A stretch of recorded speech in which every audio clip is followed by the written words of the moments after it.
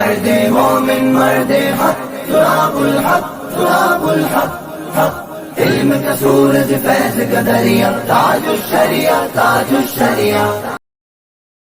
اب یہ تو رمضانی میں پوچھے گا، اب تو وقت بھی پورا ہو گیا.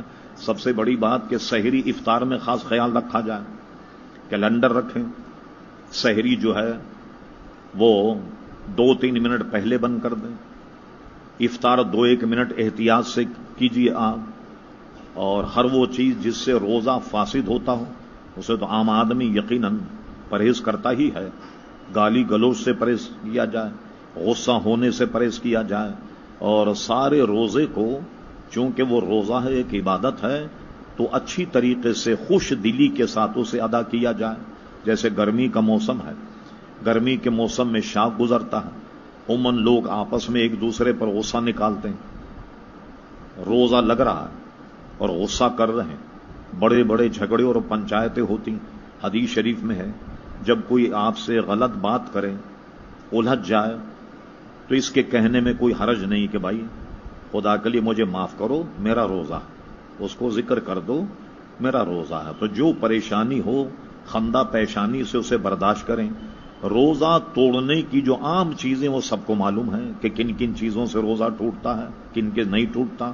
وہ آپ سوچ کر ابھی رکھ لیں. کوئی ایسے مسائل جو آپ نہیں جانتے تو آئندہ اتوار کو انشاءاللہ تبارک و تعالی جب محفل ہو اس میں آپ پوچھ لیجئے گا.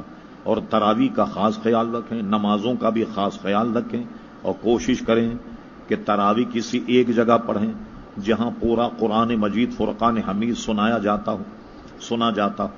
حدیث شریف میں ہے کہ جب رمضان کا موقع آتا تو حضرت جبریل علیہ الصلوۃ والسلام حضور کی خدمت میں حاضر ہوتے. ایک حدیث شریف میں کہ حضور کو قرآن سناتے، اور ایک حدیث شریف میں کہ حضور انہیں قرآن سناتے.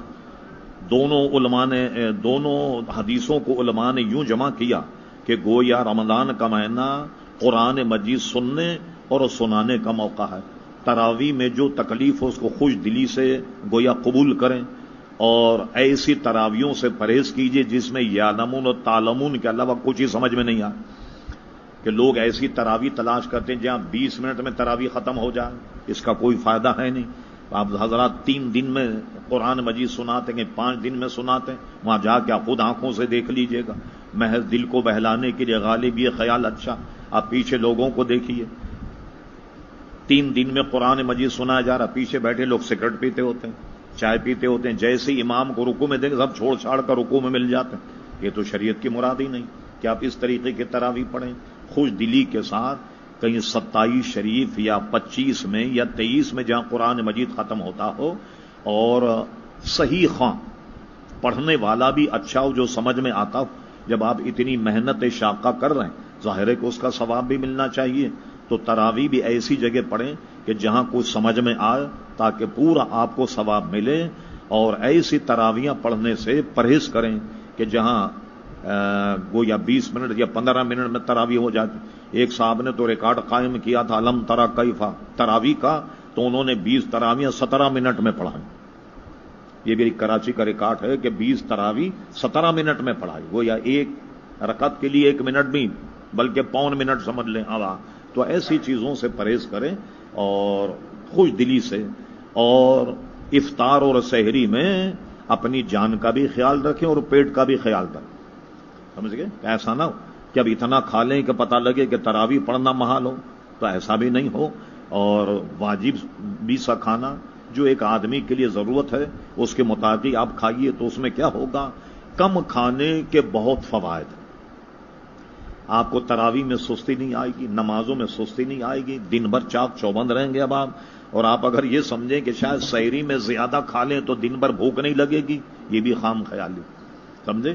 یہ تو بیکار اس کی بات ہے یہ کہ جناب زیادہ کھانے شاید آپ سمجھیں کہ بھوک نہیں لگے گی، یہ بھی دل کو بہلانے والی بات ہے. اس لیے وقت کا بہت خیال رکھیے گا.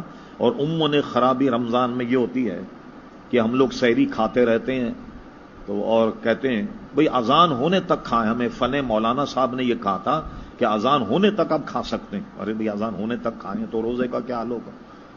وقت معتبر ہے، اذان نہیں. اگر مؤذن کی ہماری آنکھ لگ جائے اور اذان آدھے گھنٹے کے بعد تو کیا اس وقت تک کھاتے رہیں گے؟ اذان سے اس کا تعلق نہیں، وقت سے اس کا تعلق۔ اور آج کل تو آپ جانتے ہیں کہ ٹی وی، ریڈیو، موبائل، ٹیلی فون پر اتنے زیادہ گھڑیاں لگی ہوئی ہیں کہ جتنی ہمیں ضرورت بھی نہیں۔ اور کیلنڈر چھپتے مختلف تنظیموں کے اور مختلف اداروں کے، اس کو اپنے گھر میں آویزاں کیجیے تاکہ پتہ لگ جائے طلوع اور غروب کیا ہے۔ 2-4 منٹ کی احتیاط جو ہے وہ ضروری ہے، اس کا جو ہے وہ آپ خاص جو ہے وہ خیال رکھیں۔ اور اذان کا انتظار مت کیجیے کہ اذان ہو تو سحری بند کی جائے، اس کا انتظار مت کیجیے گا، اس لیے کہ حدیث شریف میں ہے کہ حضور علیہ السلام نے حضرت بلال فرمایا کہ اذان کہہ دو۔ ان سے اذان کس لیے کہلوائی؟ کہ سحری بند کرنے کے نہیں، فرمایا اذان کہو تاکہ لوگ اٹھ کر کے سحری کر لیں۔ کبھی لوگوں کو جگانے کے لیے بھی اذان کہی جاتی تھی کہ حضرت بلال اذان کہیں تو لوگ جو ہیں وہ جاگ جائیں اور سحری کر لیں۔ اور یہ بھی ذہن میں رہے آپ کے، یہ اللہ اس کے رسول کا کرم ہے ہم پر کہ بعض لوگ یہ سوچتے ہیں کہ سحری نہ کی جائے تو بھوک زیادہ لگے گی تو ثواب زیادہ ملے گا، یہ بھی غلط ہے نظریہ۔ سحری کرنا سنت ہے، اور سرکار فرماتے ہم میں اور دوسرے لوگ بھی روزہ رکھتے ہیں نا، نان مسلم وہ بھی روزہ رکھتے ہیں، تو ان میں اور ہم میں فرق یہ ہے کہ وہ سحری نہیں کھاتے، ہم سحری کھاتے ہیں۔ یہ نہیں کہ سحری نہ کھائیں تو آپ سمجھے زیادہ ثواب ملے گا، یہ نظریہ بھی بالکل غلط ہے۔ اور اس کے ساتھ ہی صرف سحری تو ہم روزے پر اعانت حاصل کرنے کھاتے ہیں، کچھ پیٹ بھر جائے تاکہ زیادہ بھوک نہ لگے۔ حضور علیہ ابن کثیر نے حدیث نقل کی، حضور علیہ السلام سحری فرما رہے تھے، ایک صحابی آئے تو حضور نے فرمایا آؤ سحری کھاؤ، انہوں نے نفی میں جواب دیا، آپ نے فرمایا سحری کھاؤ اس لیے کہ یہ برکت کا کھانا ہے۔ تو سحری کو بھی حضور علیہ السلام نے برکت کا کھانا جو ہے اس سے تعبیر فرمایا۔ ان چیزوں کا خیال رکھیں۔